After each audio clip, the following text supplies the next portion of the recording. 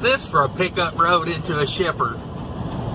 Just got the truck washed too. I mean, literally just got the truck washed like an hour and a half ago. Like, come on, man. Like, what happens if I meet another truck on this road? Just curious. Like, this is the route they gave me to get here. I called the shipper because I was questioning this road. But this is the route they give you. At least there's some fresh gravel here for me. Nice. Man, just when you think it can't get no worse, like, oh my God, the road's gone right here. Well, just when you think we're not going to get any more back into the woods, here we go. I don't know how far back in here I got to go, but yeah, if y'all don't see me again, you know, just send the rescue team over to BFE, Missouri for me.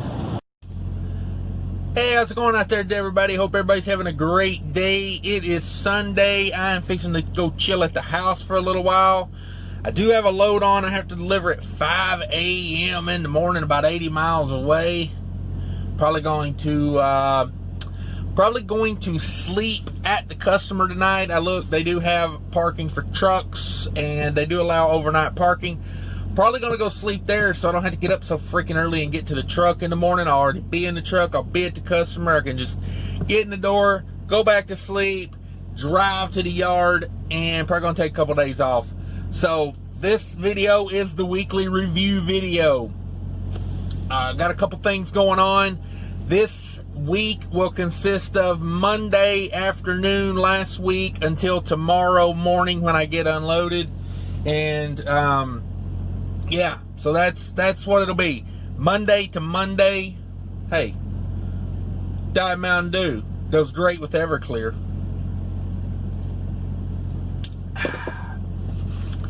So I got 3 loads in on this Monday to Monday.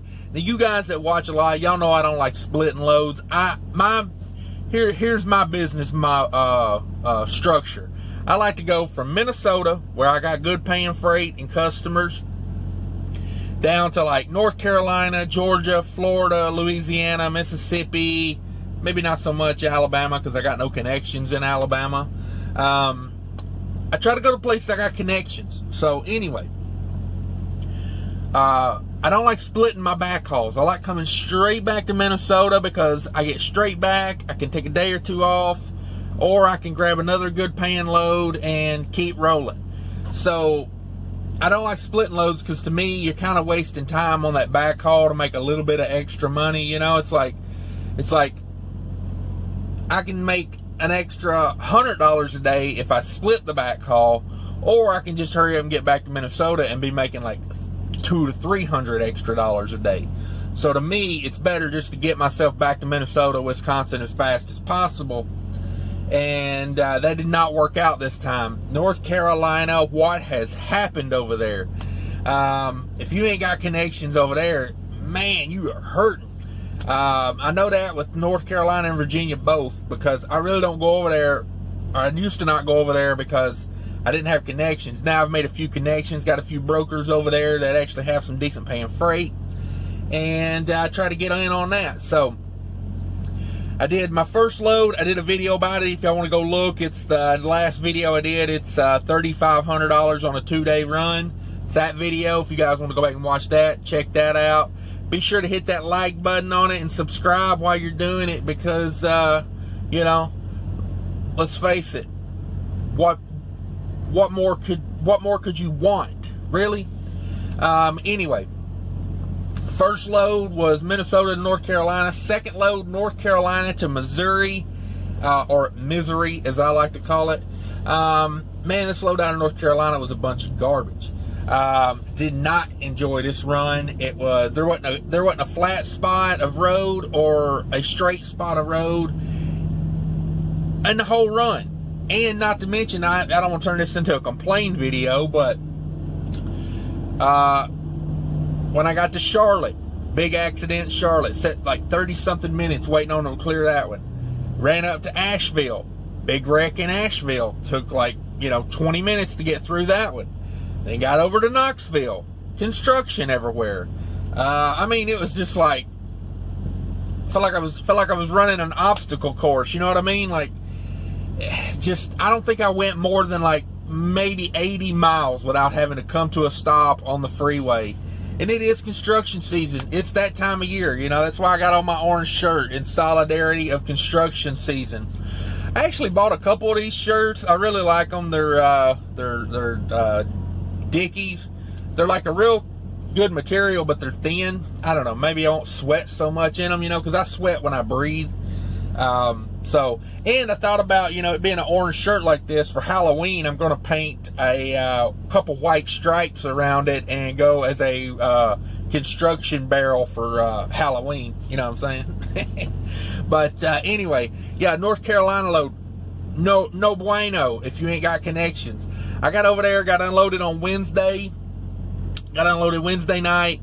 I was looking for loads throughout the day. Wednesday, man, for Thursday, they was nothing paying good.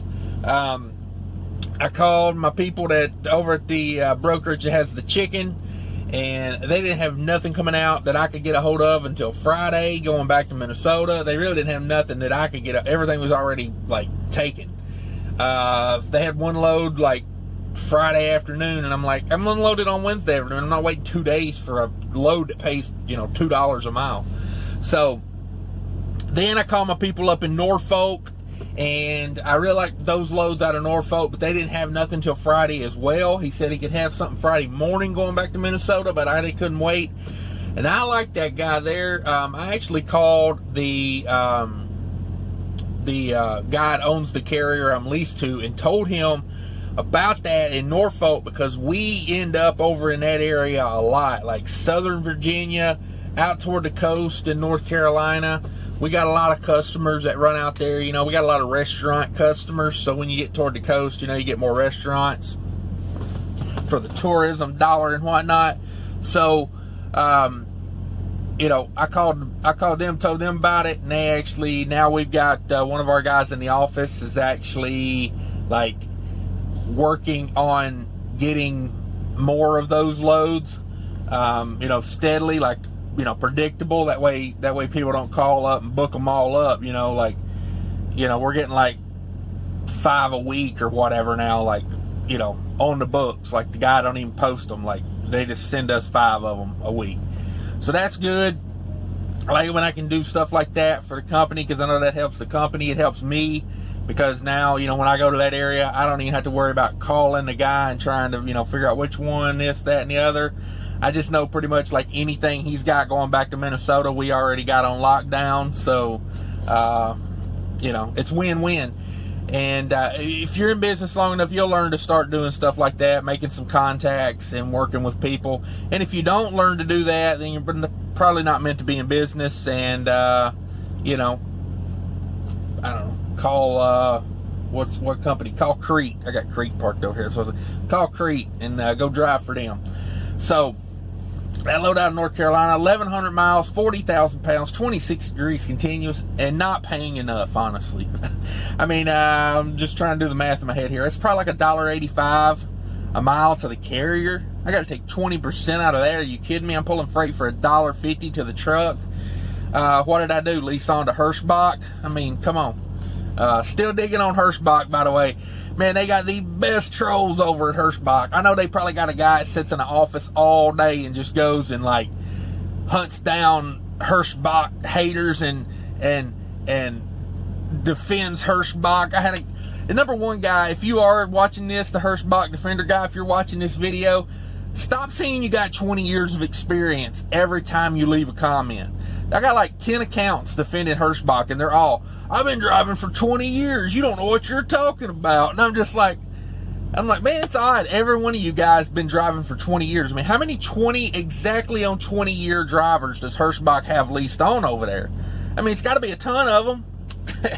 And in reality, I bet it's none. But anyway, I don't care. I got taters for the haters. You know what I mean? Like, I love you guys. Like, you know what I mean? Like, keep running up my watch time, and hey, subscribe while you're doing that, you know.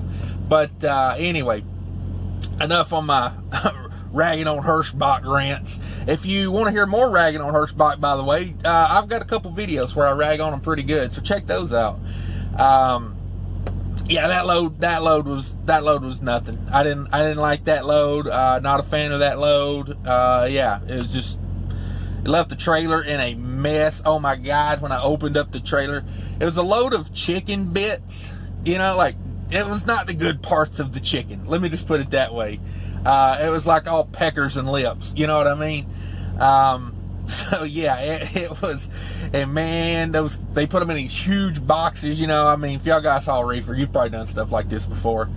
Going to a pet food factory, big old boxes. You know, they put ice on top of it to keep, you know, to cool the chicken. And oh my God, that ice melts and runs out the drain holes in the trailer. And let me tell you, I left a trail of chicken guts, blood from North Carolina to Missouri. It poured out the drain holes the whole damn way. Yeah, fun stuff. I know every time I went to a truck stop, every dog was looking at my truck, and I'm just like, man, I guess they know. You know, they know. So anyway, gross load, left the trailer in nasty shape. I went to the trailer wash, and the guy got done washing the trailer, and he was like, because I had him wash the truck and do a trailer washout, and he goes, the truck not too bad, but the trailer, whoa. He's like, what were you hauling? I was like, he's like, did it bust? Did it tip over? I was like, no, that's just the way it happens. Like, when you haul that mess. And it was like, you know, it was set at 26 degrees, so in the grooves of the trailer, it froze, and oh my God, what a mess, dude. What a mess. Nasty as all get out. So yeah, not a fan of that load. So anyway, grabbed this load out of Missouri. This one not too bad. 673 miles, 36,000 pounds. I don't think it weighs 36,000 pounds. The broker said it would be max 36,000 pounds. According to my gauge here on the truck, by what I guesstimate with the gauge, I'm thinking it's more like 30,000 pounds. 38 degrees continuous run. Barely got there before they closed. You know, had a rough time getting there because I had to go get the trailer washed out. That was the big thing. Had to drive, like, you know, well, didn't really drive out of route, but had to, you know, stop and get that done. So luckily the trailer wash place was not busy, because if they would have had one truck in front of me, I mean, I pulled right into the bay. How rare is that on a pretty sunny day to pull straight into the wash bay? But anyway, that was a better load. So I called on that load, and the guy that's got it, the brokerage, I like him. I'm going to put him in the old Rolodex. I talked to him quite a bit. Sound like a pretty decent guy, pretty smart guy.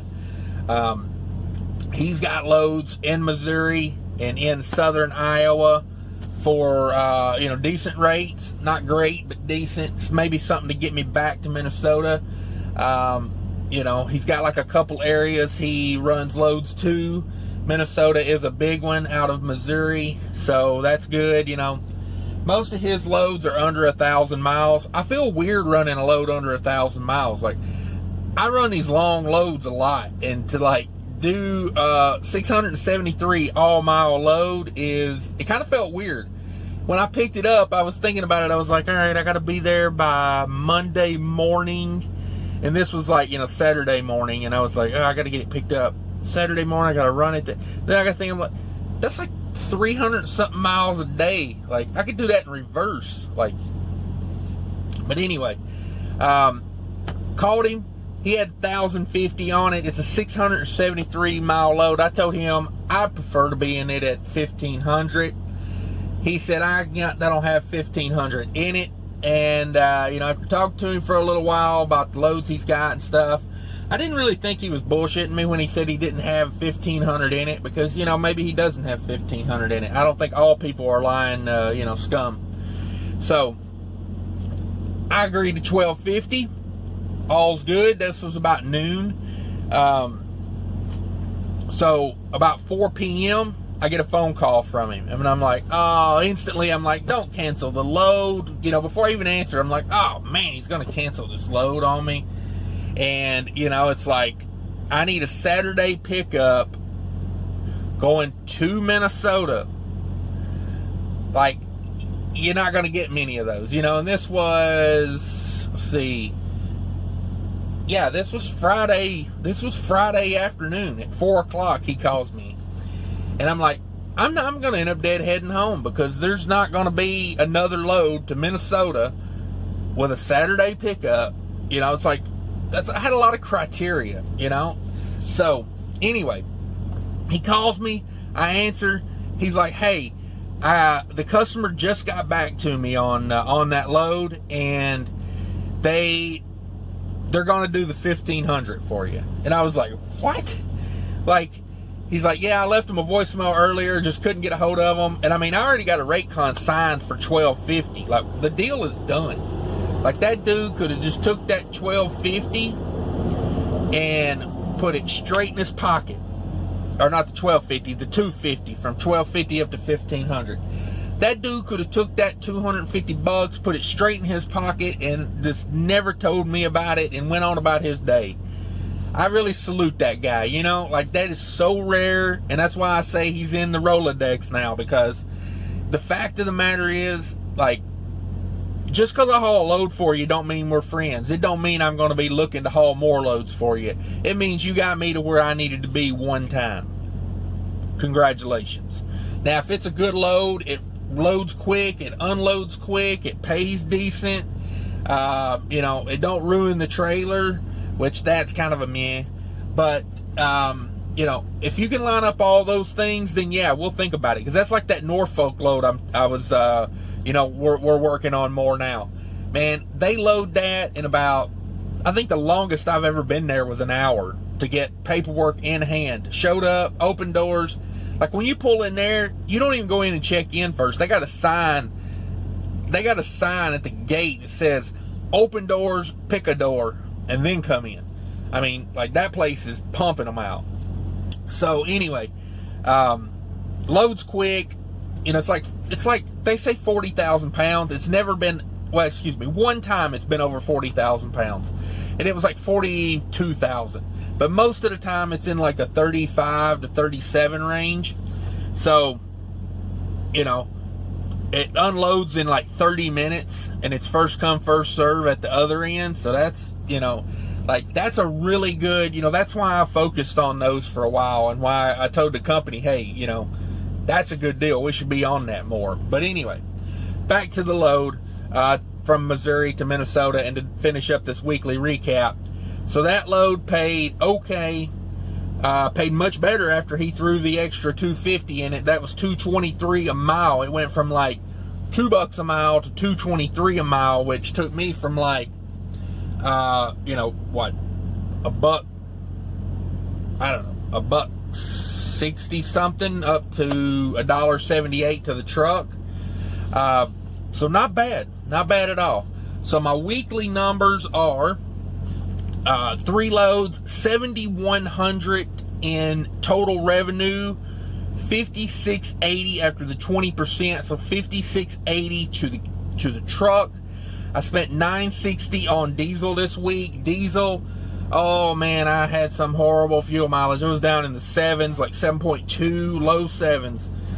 For the first part of the week, man, that wind from that freaking tropical storm, hurricane, whatever the heck it was, what was it called? Cristobal or something? I don't know.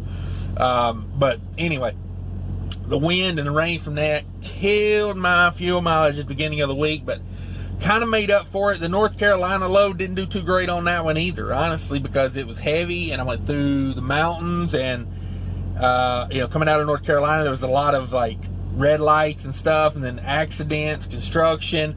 Let me just complain about that load some more. Like, bad fuel mileage on it too. I don't know, I probably did around 8 on that one. This load from Missouri up here, I did much better on it. I'm probably right at 9 on it, probably 30,000 pounds. You know, just been cruising it, not in too big of a hurry.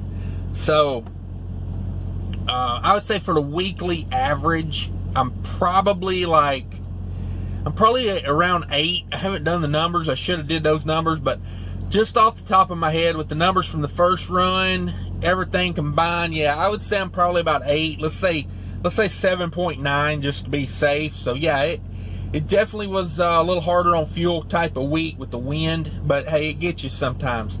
960 on diesel, not bad. I guess I should have said the total. Let me go over the totals for the weekend. 7,100 on 3,173 for the miles. 3,173 for miles. That is $2.24 a mile, all miles. That's $1.79 a mile to the truck. And yeah, so 960 in diesel, 155 in reefer. This reefer has pretty much been running non-stop for the whole week. All 3 loads were continuous run, so it's been running pretty much all week for $155. Not bad. And it's been like in the high 20s to mid 30s all week, so not bad. $32 in def, 15 in scales. That chicken load, I scaled it, then I rescaled it because I wanted to have it balanced, but I wanted my skirts to be as far possible, or my tandems to be as close to the skirts as possible. So I rescaled it just to move it up a few. And you never know, I mean, like, I never moved this trailer after I scaled it, honestly, and reweighed it, so I didn't know. You know, some trailers, it's like 250 pounds per hole when you move it. I've had some trailers be like 550 pounds per hole when I moved it. So I just rescaled it because I had moved it up some and I didn't want it to be, you know, overweight on the trailer. So 15 in scales, 45 in a trailer wash. Oh, excuse me, that's truck wash, 45. The trailer wash was 31, but I don't pay for that, so I'm not going to put that in there, but it was in there. And that was at AAA Truck Wash in Concordia, Missouri. A couple foreign guys live in that truck wash, and they run it. But let me tell you, man, if you want a good truck wash, like, I guarantee you the Blue Beacon ain't doing the stuff they do. Like, they raise the hood, you know, they engine wash for 45 bucks. Truck, engine wash. They wash the grill out from the back. Like, they do the inside of the hood. Like, I mean, you're really getting that $45 worth. So, 45 bucks on the truck wash.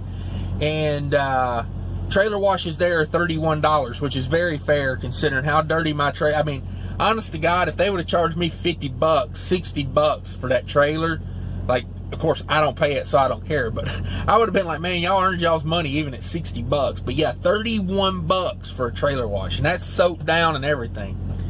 So definitely check out, it's behind the TA at Concordia, Missouri. I can't remember, I don't remember the exit number on that, but you know, it is what it is. You can find it, Concordia, Missouri. TA, there's a big TA there. Anyway, so 1207 on combined cost there, and that leaves me $4,473 for the week to do what I got to do with, which includes you know, make a monthly truck payment, pay my insurance, you know, what else, tags, 2290s, IFTA. Of course, I usually break even on IFTA. I think the most I've ever owed on a quarter on IFTA was maybe 200 bucks, 300 bucks. If you're wondering how IFTA works, I also got a video on that you should go check out. It's I've actually got 2 videos on IFTA. The last one was way better though, easier to understand. Definitely check that out. And if you could, before you head out, make sure that subscribe button is clicked. Hit that bell so you know when I've put up a video for you. And leave me a comment, guys. I love comments. Hit that thumbs up button. Share it with somebody you think might want to be an owner-operator one day. And or, you know, just share it with anybody. Hell, send it to your mama. She might enjoy it. I don't know. Send it to your brother. He might enjoy it. I don't know. Just send it to everybody. Just go to your contact list and hit send all and, you know, do the thing. Until then, guys, until next time, I guess I should say, take care of each other out there. Later.